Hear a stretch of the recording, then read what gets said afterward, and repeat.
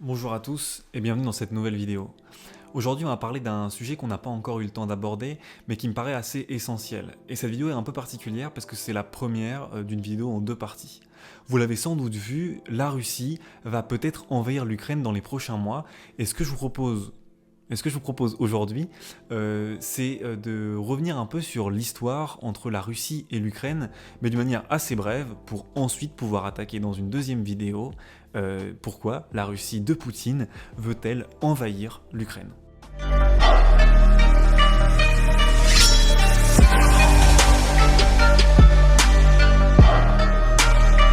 D'abord, je voudrais préciser qu'on va uniquement s'attarder sur l'Ukraine du XXe siècle.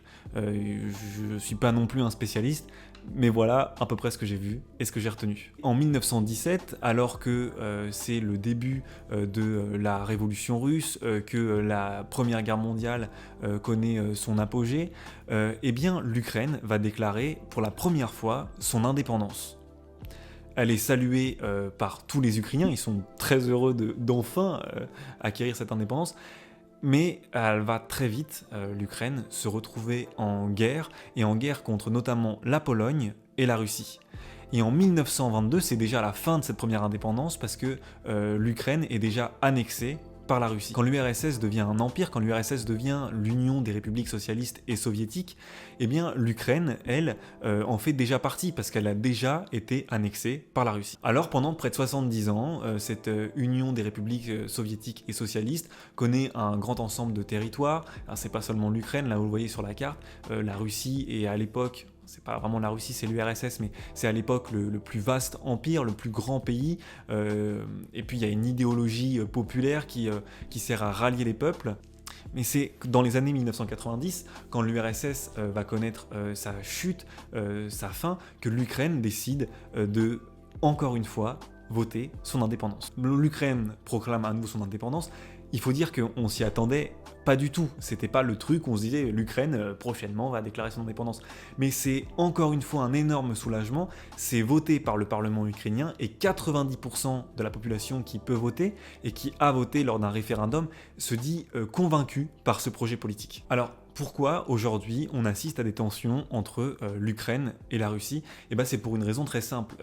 La Russie, elle n'a pas vraiment changé pendant tout ce temps. Et d'ailleurs en 1991, quand c'est la fin de l'URSS, la Russie apprécie pas trop que l'Ukraine ait un statut particulier et elle va donc agir. En fait, la Russie conserve de l'URSS une vision hégémoniste, expansionniste, une vision de domination sur le monde, et donc ça lui plaît pas trop que l'Ukraine soit indépendante. Et ce qui lui plaît pas trop, notamment, c'est que la Crimée fasse partie de l'Ukraine. Et donc il y a des premières tensions qui vont naître, et notamment en ce qui concerne la Crimée.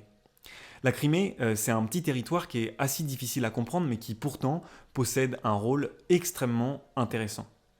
En fait, elle a un rôle et une position géographique très confortable. Elle jouxte la mer d'Azov et elle est dans la mer Noire. Et donc, c'est finalement une sorte de territoire, une presqu'île qui est complètement ouvert sur des mers stratégiques.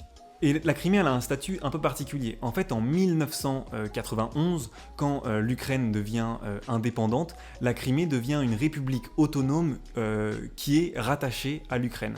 Donc ça appartient pas vraiment à l'Ukraine, mais c'est un de ces territoires-là. Elle a un statut particulier.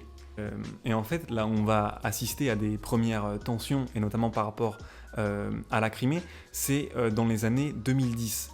Parce qu'il y a eu plusieurs révolutions et manifestations ukrainiennes vers l'Europe. Finalement, il y a des rapprochements dans les années 2000 des territoires et des pays européens qui font déjà partie de l'Union européenne pour rattacher les pays de l'Est et leur permettre un développement, notamment une croissance économique plus forte. Mais ça ne plaît pas trop à la Russie de Vladimir Poutine. Et en 2014, ce climat de tension va exploser en Ukraine, ce qui va pousser en fait Yanukovych, qui était un président pro-russe et qui ne voulait pas se rallier à l'Europe, à démissionner. Et il va y avoir un nouveau président, d'après de nouvelles élections, qui va être un président, lui, pro-Europe. Il s'appelle Petro Poroshenko.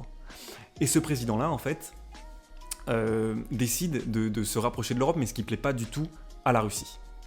En 2014, ces manifestations européennes s'appellent l'Euromaïdan.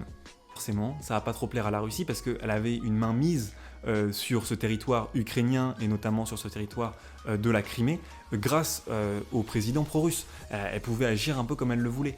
Et avec ces manifestations et ces nouvelles élections, ça ne lui plaît pas trop, donc il y a d'abord des troupes pro-russes qui vont peu à peu envahir la Crimée. La Russie dit que c'est pas elle, bon, ça paraît un peu louche quand même, et après elles vont très vite être suivies par l'armée, même si ça se fait sans aucune violence.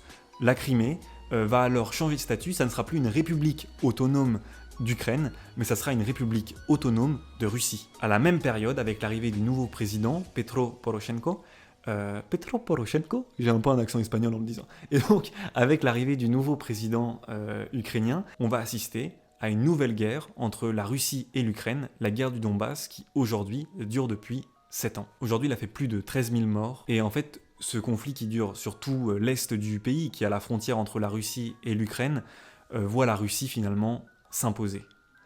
Aujourd'hui, ce qu'on craint, c'est que la Russie envahisse l'Ukraine. Mais ça sera le sujet d'une prochaine vidéo. Voilà, c'est ainsi que s'achève cette vidéo. J'ai essayé de vous donner quelques petites clés pour que vous compreniez mieux ce qui se passe et ce qui se trame entre la Russie et l'Ukraine depuis près d'un siècle, plus d'un siècle. Comme ça, vous avez le rapport historique entre ces deux forces. J'espère que cette vidéo vous aura plu. On se retrouve très prochainement pour l'épisode numéro 2. En attendant, n'hésitez pas à vous abonner et à activer la cloche. Voilà, c'était Louis et Muriot pour le débriefing.